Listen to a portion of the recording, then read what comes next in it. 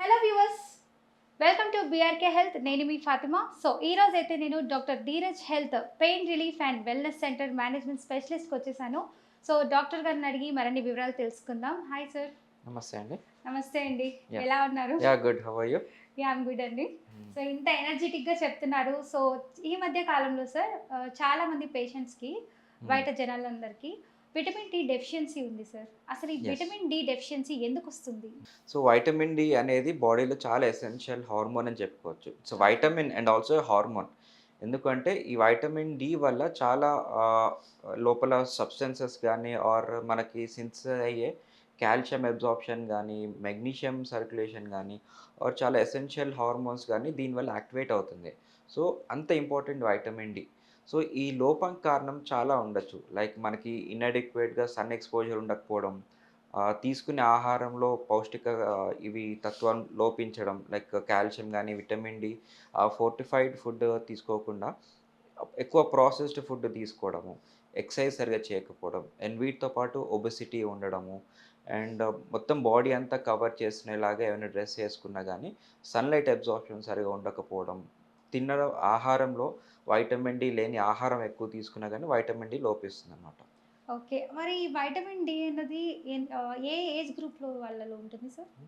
So, vitamin D neonatal నుంచి elderly వరకు అంటే పుట్టిన బేబీ నుంచి పెద్దవాళ్ళకి అందరికీ అవసరం అది. హుహు. బాడీలో నార్మల్‌గా సింథసైజ్ అయ్యే ఒక హార్మోన్ అది. బట్ అది సింథసైజ్ అవ్వాలంటే చాలా ప్రత్యేక కణాలు కావాలి.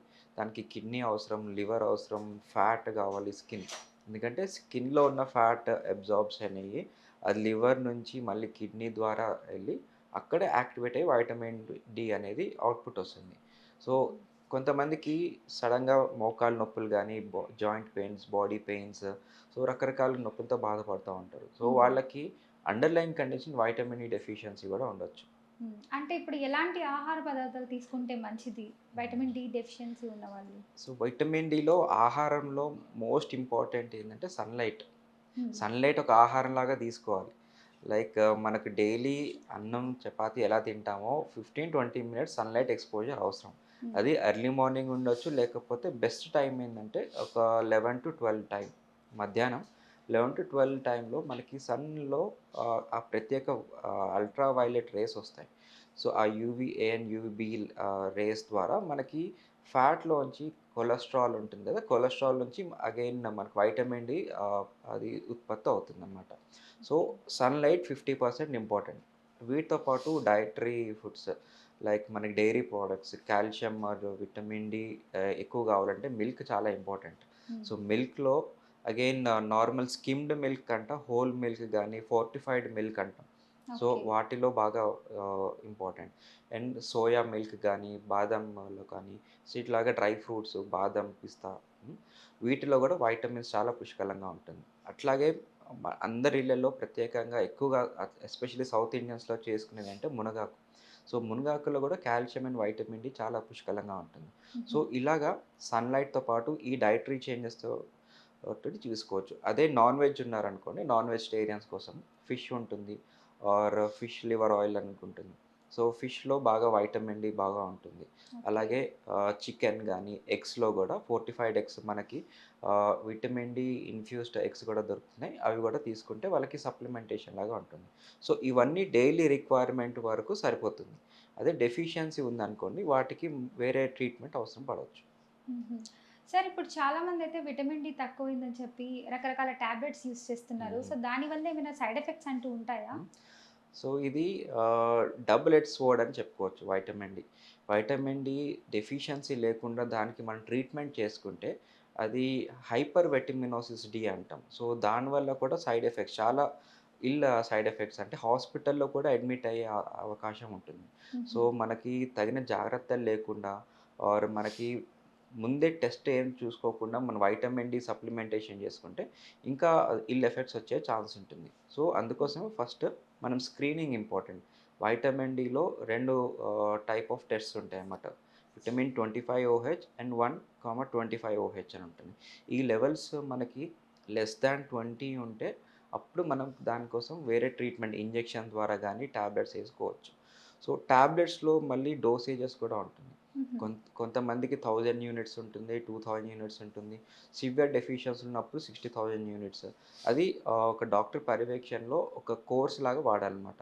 ఎలా ఓకే. పడితే అలాగా డైలీ వాడడము అలా ఉండదు. ఇది వారానికి ఒకసారి ఉండొచ్చు, లేకపోతే రోజు ఉండొచ్చు. ఆర్ నెలకొకసారి కూడా ఉండొచ్చు. అది ఆ డెఫిషియన్సీ లెవెల్ ఎంత ఉంది? అది ఐవీ ఇంజెక్షన్ ద్వారా ఇస్తున్నామా? క్యాప్సూల్స్ జెల్ లాగా ఇస్తున్నామా? లేకపోతే సిరప్ లాగా ఇస్తున్నామా? దాని కాన్సంట్రేషన్ ఎంత ఉంది? సో, ఇవన్నీ పరిగణలో తీసుకొని vitamin D supplementation important. So, not just vitamin D absorptions ఇంకా బాగుండాలి అంటే కాల్షియం ఉండాలి, మెగ్నీషియం ఉండాలి, జింక్ ఉండాలి. సో, ఇవి గూడా మనకి వైటమిన్ పాటు ఇవి గూడా సప్లిమెంట్ చేస్తే మనం తీసుకున్న వైటమిన్ డి అబ్సార్ప్షన్ గానీ, దాని లెవెల్స్ ఇంకా బాగా పెరుగుతాయి. హుహు. సార్ అసలు ఈ వైటమిన్ డి లక్షణాలేంటి? అసలు ఎలా మొదలవుతుంది? ఎలా హ్మ్. తెలుసుకోవాలి? ఇది చాలా మందికి చాలా కామన్ సింప్టమ్స్ ఉంటాయి. నాకు మూడ్ ఫ్లక్చుయేషన్స్ వస్తున్నాయి. చిన్న చిన్న పనులకే నాకు బాడీ పెయిన్స్, మజిల్ సోర్‌నెస్ వస్తుంది. చేసే పనిలో నాకు బాగా నీరసం వచ్చేస్తుంది. అసలు పని చేయాలన్న ఉత్సాహం రావట్లేదు. ఆర్ మల్టిపుల్ జాయింట్ పెయిన్స్ అంటే ఓన్లీ మోకాలు నొప్పి, షోల్డర్ పెయిన్ అట్లా కాదు. ఎనీ బోనీ పాయింట్స్ పెయిన్ రావడం. హెడ్‌ఏక్ రావడము. సో, హ్మ్. ఇలాగ రకరకాల వేగ్ సింప్టమ్స్ ఉంటాయి. సో, ఇవన్నీ వైటమిన్ డి డెఫిషియన్సీ యొక్క లక్షణాలు. ఇవి రాకుండా ఉండాలంటే ఎలాంటి ఆహార పదార్థాలు చెప్పారు. హ్మ్. సో, దీనికి సంబంధించి ఇంకొంచెం డీటెయిల్‌గా చెప్పండి సార్. అంటే ఇది వచ్చిన వాళ్ళు ఎలాంటి జాగ్రత్తలు తీసుకుంటే మంచిది? సీ ఎస్పెషల్లీ ఫీమేల్స్‌కి 30 ఆర్ 40 ఇయర్స్ ఉన్నవాళ్ళు, వాళ్ళకి ప్రత్యేకంగా తీసుకోవాల్సింటే ah, annual checkup. Every year vitamin D test అనేది చేసుకుంటే వాళ్ళకి డెఫిషియన్సీ రాకుండా వాళ్ళు ప్రొటెక్ట్ జేసుకోవచ్చు. ఎందుకంటే ఫీమేల్స్‌లో ఎక్కువగా perimenopausal stage or post menopausal స్టేజ్‌లో సివియర్ డెఫిషియన్సీకి లోనవుతారు. సో, దీనివల్ల వాళ్ళకి జాయింట్ పెయిన్స్ గానీ, back pain or knee joint pains బాగా ఫాస్ట్‌గా అరిగిపోవడం జరుగుతుంది. హ్మ్. సో, ఇవి ప్రొటెక్ట్ చేసుకోవడం కోసం మనం యాన్యువల్ స్క్రీనింగ్ చేసుకోవడం and daily dietary supplementation at least 1000 units vitamin D ఉన్న ఆహారం తీసుకోవడం. లేకపోతే కాల్షియం విత్ వైటమిన్ డి దొరికే టాబ్లెట్స్ కూడా కన్జ్యూమ్ చేసుకుంటే ఇది రాకుండా ప్రొటెక్ట్ చేసుకోవచ్చు. Okay. Thank you so much sir. చాలా చక్కగా చెప్పారు. థాంక్ యూ అండి. థ్యాంక్ యూ అండి.